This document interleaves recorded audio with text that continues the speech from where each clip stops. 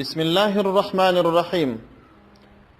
یو ورور پوښتنه کړې ده، وایي کله چې انسان ګناه وکړي رب عز وجل سزا ورکوي، نو اوس وایي زما سوال په دې ځای کې دی چې دغه د ده ګناه که په تقدیر کې لیکلی وي چې دی به دا ګناه خامخا کوي، نو بیا ده ته سزا ولې ورکول کیږي؟ او که چیرې دا د ده ګناه په تقدیر کې نه وي لیکل سوی بلکې دا د ده خپل کسب وي، نو په دې کې بیا موږ دا خبره ولې کوو چې هر کار په تقدیر کې لیکل سوی دی؟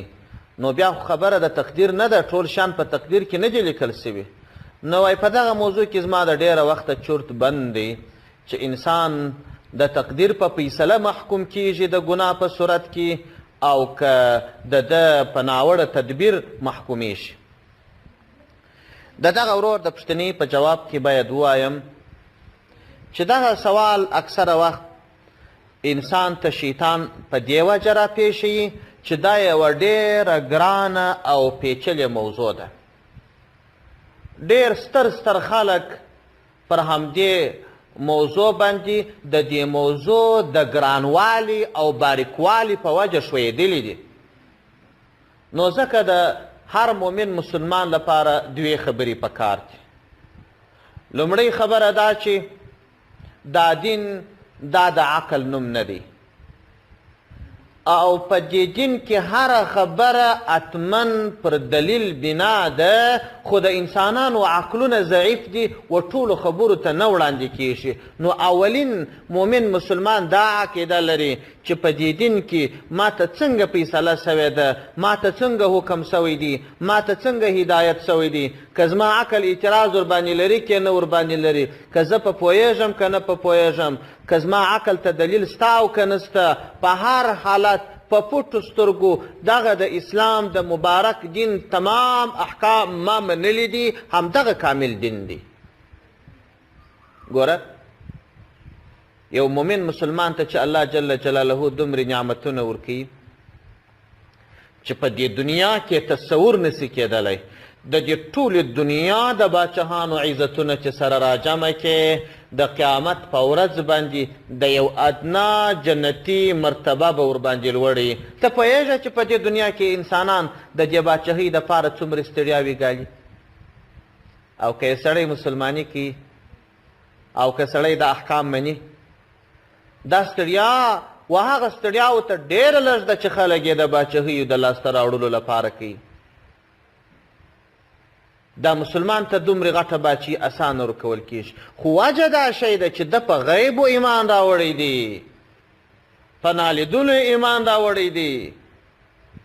دی د الله دومره تابع جوړ سوی دی چې یا الله چې څه حکم ته ماته کوې، که هغه زما عقل مني که نه مني، که زما عقل ته اعتراضونه پیدا کیږي که نه پیدا کیږي، ما منلی دي.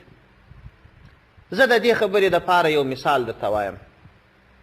هر یو ملک ځان ته قوانین لري، هر ښار چې ته پکښې اوسې په هغه ښار کې به یو قانون موجود وي.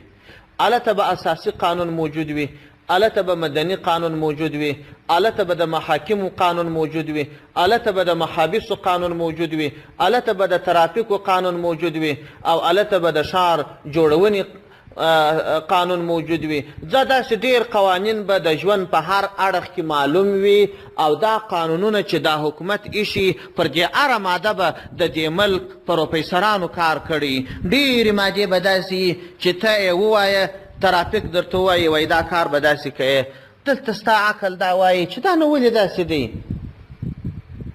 ته دا حکومت ته نسې ویلی چې وروره دغه ماده کې زما سر راخلاص که زما عقل یې نه مني. هغه وایي دا قانون دی، که په خبر یې که نه په خبر چې د دې قانون خلاف ورزي دې وکړل، حتما ته مجرم یې، حتما تا ته سزا درکول کیږي. او هغه درته وایي چې ګوره دا قانون موږ په پټو سترګو نه دی جوړ کړی، پر دې مو کار کړی دی، پر دې مو تحقیق کړی دی، پر دې باندې اعتراضونه سوي دي، د هغو جوابونه سوي دي، پر دې باندې د دنیا سترو خلکو کار کړی دی. پام اعتراض ونه کې بلا یې منه. ګوره د دنیا د یو باچا قانون لا هم داسې وي، نو ته څه فکر کوې چې د رب العالمین قانون پر هغه به تحقیق نه وي سوی. د رب العالمین د قانون هره ماده هره فیصله دا به دغسې په پټو سترګو وي. د لوی رب عز وجل په قدرت دا هره ماده ایښودل سوې ده. خبرې راسه اوږدې نیسي.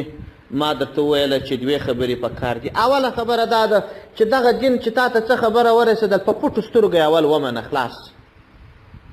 دوهمه خبره دا ده چې بیا هم مؤمن مسلمان ته جایز ده چې ووایي چې زما خو عقیده سته مګر د زړه د اطمینان دپاره غواړم د دا شي حکمت ځان ته معلوم کړم.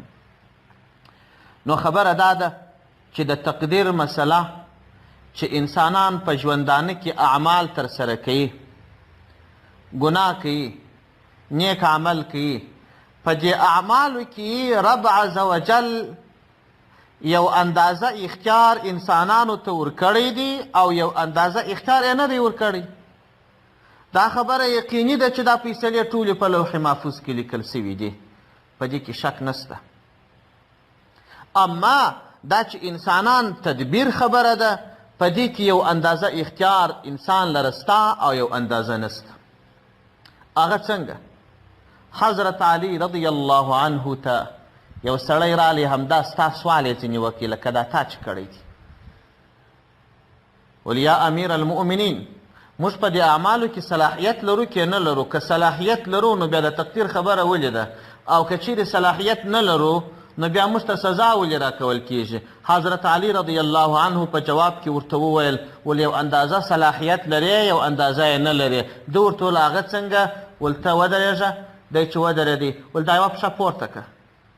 دی چې هغه پښه پورته کړه ول دا بله هم پورته کړه. ول دا هم نسم پورته کولی. ول نو د انسان صلاحیت په اعمالو کې هو به هو په دغه شکل دی. یوه پښه پورته کولی سې، یو اندازه صلاحیت لرې مګر دواړې پښې نه سې پورته کولی.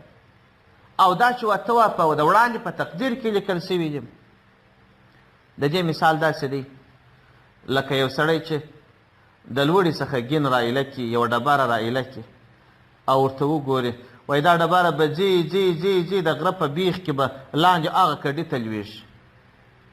ته ورته دا نه ولې کېږي؟ ته نو څه په خبر یې؟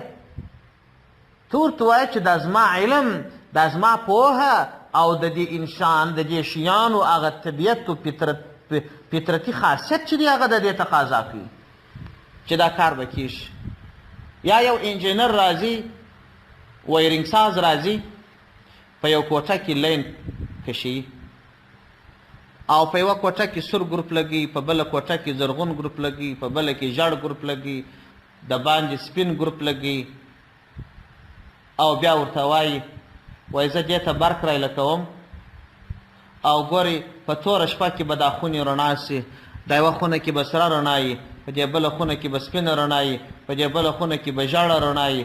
هغه سړی چې دا خبرې واوري وایي نو ته بزرګ یې چې په دې شیانو پوهېږې؟ وایي نه دا خو قانون دی چې سور ګروپ ولګې سره رڼا به کړي، ژړ ګروپ ولګې ژړه رڼا به کړي. رب عز وجل ته د دې علم دی چې دا کار به داسې کېږي. یا یو سړی وایي موټر به د کندهار څخه په 6 ساعته کابل ته رسېږي. نو اوس یو څوک سوال وکړي چې ولې؟ وایي زه تا ته دلیل وایم، د کندهار څخه تر کابله پورې 500 کیلومتره لار ده او دا قانون دی چې موټر په څو سپیډ کې روان وي په ساعت کې هغونه کیلومترونه طی کولی شي. که په 100 سپیډ کې روان وي 100 کیلومتره مزل په 1 ساعت کې طی کوي. که په 80 سپیډ کې روان وي 80 کیلومتره، که په 120 سپیډ کې روان وي نو 120 کیلومتره په 1 ساعت کې طی کوي. دا یو فارموله او قاعده ده او دا معیار د کیلومتر همداسې جوړ دی. اوس نو 500 کیلومتره خو باید په 50 ساعتو کې ولاړ شي مګر چون لار خرابه ده او پر لارې بازارونه دي، ممکن 1 ساعت به لابد تیر کړي، په 6 ساعته کې ورسېږي. یا موټر قرار او تیز کېږي، هر جمپ کډې ته قرارېږي او دا موټر چې روان شي تر هغه ځایه ورسېږي. بل سړی نو نه ورته وایي ته نو په دې څه خبر وې چې دا موټر په 6 ساعته ورسېدی. یا یو سړی یو چا ته ووایي ګوره که د بام د اوغه څلرم منزله څخه یو سړی راوغورځېدي حتما به مري. او کله چې هغه سړی راوغورځېدی نو اوس دا سړي عمل کوم یو اندازه عمل پکښې ودرلودی دا چې دی راولوېدی دا طبیعت و فطرت لاسونو پښې یې مات سو مړ سو نو رب عز وجل خو د ده علم د دې انسانانو تر علم ډېر مافوق دی چې په دنیا کې دا جزي شیان د انسان دا کوچني وړکي فکر سره لا دا شیان سته نو رب عز وجل ته خو علم دی چې دا زما بندګان پیدا کړي دي دا زما بنده به دا عمل کوي دا به کوي دا به کوي دا ټول معلومات ورته سته نو ځکه په تقدیر کې لیکل سوي دي او دلته یو اندازه صلاحیت ورکړی دي حاصل خلاصه ده چې د رب عز وجل پر ټولو فیصلو پوره عقیده او باور درلودل خصوصا همداسې چې یو اندازه صلاحیت سته او یو اندازه نسته والسلام علیکم ورحمة الله وبرکاته